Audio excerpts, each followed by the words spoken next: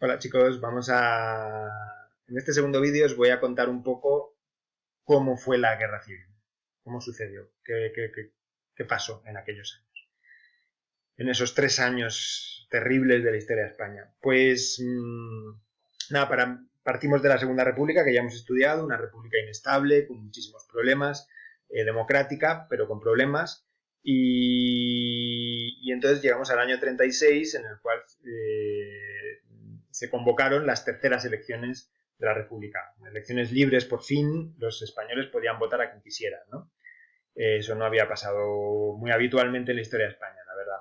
Eh, Cada vez había dos grupos más marcados. Estaban los grupos de izquierdas, cada uno con su ideología, veis aquí, que se habían unido en el Frente Popular. Estaba el PSOE, por ejemplo, estaba Esquerra Republicana de Cataluña. Bueno, había muchos grupos, algunos más radicales, otros menos radicales, ¿no? Os digo estos dos, PSOE y Esquerra Republicana, porque son los únicos que aún existen hoy en día. El resto, pues, no existen ya, ¿no? Y luego estaba el Frente Nacional, que tenía el CEDA, que era un grupo súper religioso, y, y bueno, pues que intentaba que la República no consiguiera sus objetivos, ¿no? Y entonces en estos dos grupos cada vez más separados, pues había realmente un conflicto cada vez más grande, que llegaba incluso a la violencia y al asesinato. Murieron varios políticos antes de las elecciones. O sea, fueron unas elecciones terribles. Imaginaros qué puede pasar si eso pasara ahora mismo, ¿no? Si en las próximas elecciones empezaran a pegar tiros a políticos, violencia en las calles, inestabilidad política. La situación era muy difícil.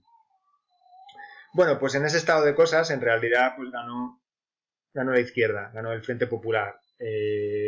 No por tanto, 259 escaños ante 205, pero pues esto significaba que podían empezar con las reformas y realmente podían empezar a cambiar ese cambio que se esperaba en España y bueno, que la derecha tenía mucho miedo porque se sentía agredida, ¿no? Porque iba en contra de la religión, iba en contra de los grandes propietarios, iba en contra del ejército.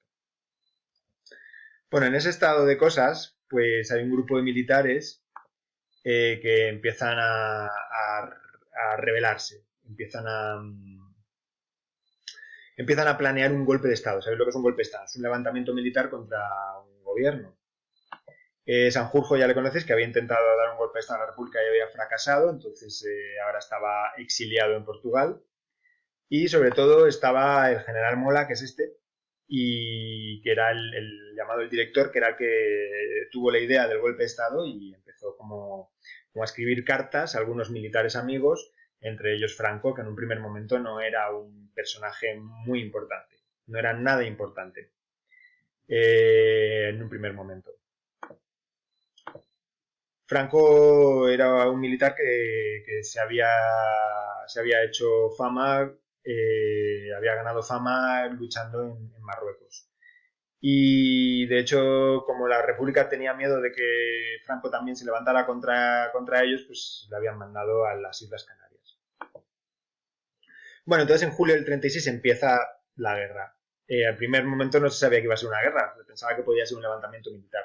La cuestión es que fracasa claramente en Madrid y en Barcelona, que son las dos ciudades más importantes, porque normalmente en Madrid y en Barcelona siempre son menos conservadores que en la España rural, ¿no? Eh, Fracasa ahí y en la zona de Andalucía, que es una zona de campesino pobre, que también es muy de izquierdas, ¿no? El PSOE generalmente ha ganado muchísimas elecciones durante años en Andalucía, porque la gente de Andalucía normalmente tiene esta conciencia un poco en contra de los propietarios y lo que os he contado de las grandes tierras y los campesinos pobres, ¿no? Entonces, la revuelta militar al principio no tiene tanto éxito, ¿no? Porque si hubiera triunfado en Madrid o en Barcelona, pues habría cambiado la cosa, pero al fracasar en Madrid y en Barcelona y en Andalucía, pues no lo tiene tan claro. Entonces, triunfa, sin embargo, pues en Castilla y León y en Galicia. Bueno, Franco llega aquí, a Ceuta, cruza el estrecho con su ejército que tenía en Marruecos y su idea es intentar subir hasta Madrid. También los militares de Mola pues intentan bajar hacia Madrid también porque quien conquiste Madrid pues gana la guerra, claramente porque es la capital, ¿no? Hay que decir que los fascistas, los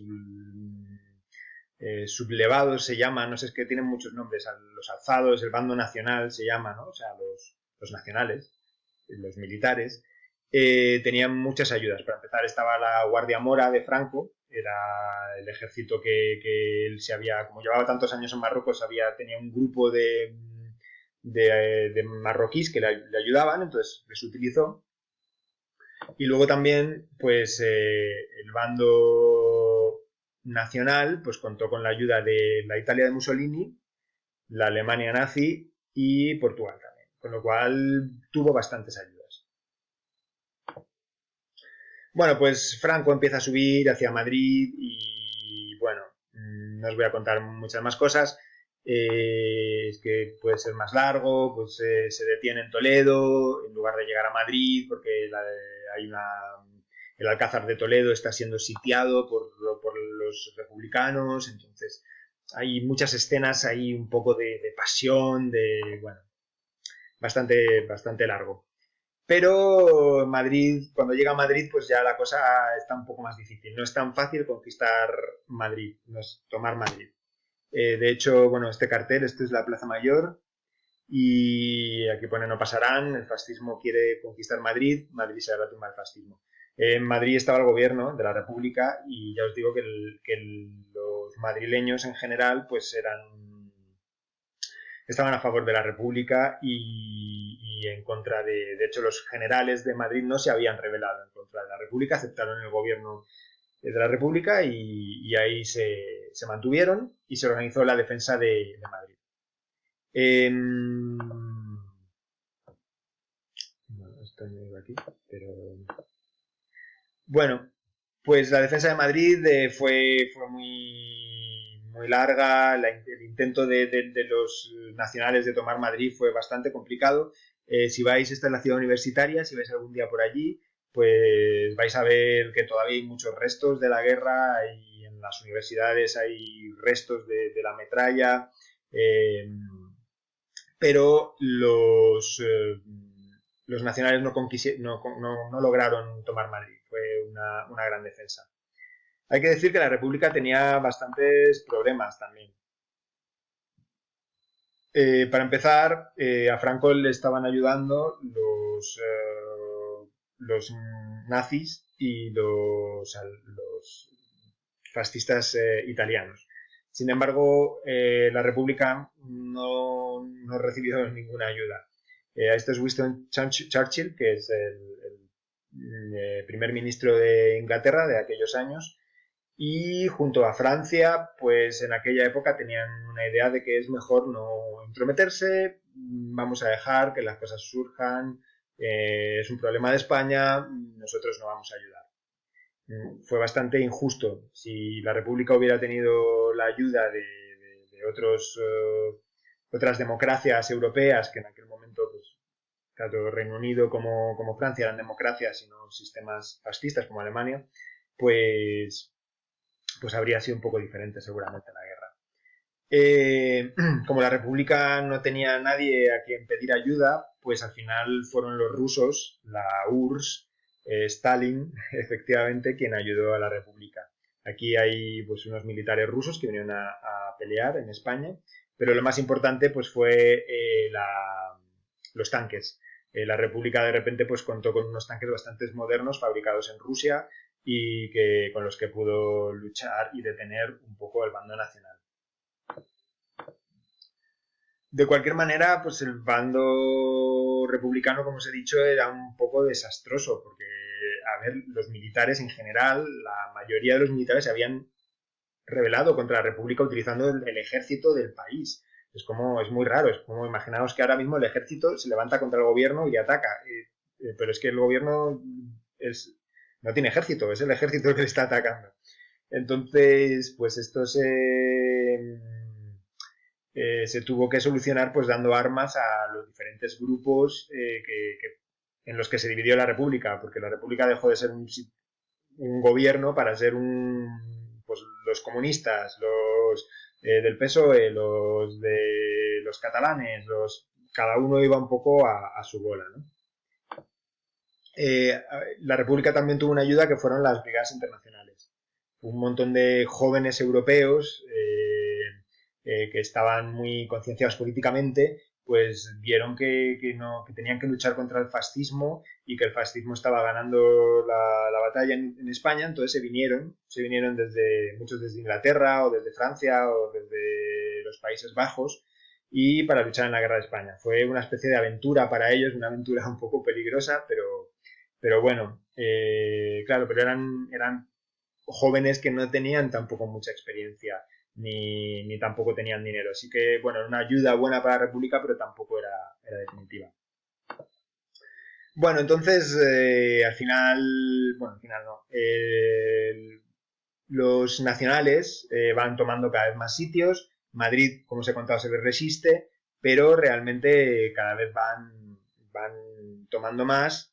El bombardeo de Guernica ya lo conocéis, es el bombardeo que hace la aviación nazi en el País Vasco y hace que se acabe rindiendo el País Vasco. Es una zona muy importante, el País Vasco, porque es una zona rica, con muchísima industria y la verdad es que los nazis bombardearan pues fue decisivo en la guerra.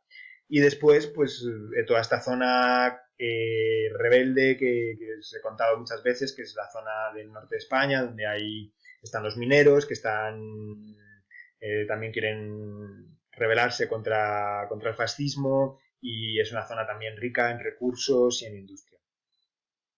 Poco a poco, pues, los nacionales van ocupando todo, ya dejan Madrid porque ven que es imposible, y entonces, pues en estas batallas de por aquí, la batalla del Ebro es fundamental, en la cual ya se ve que van a ganar claramente, ¿no? Sobre todo cuando dividen la zona republicana en dos, por una parte Cataluña y por otra parte, pues Madrid, ¿no?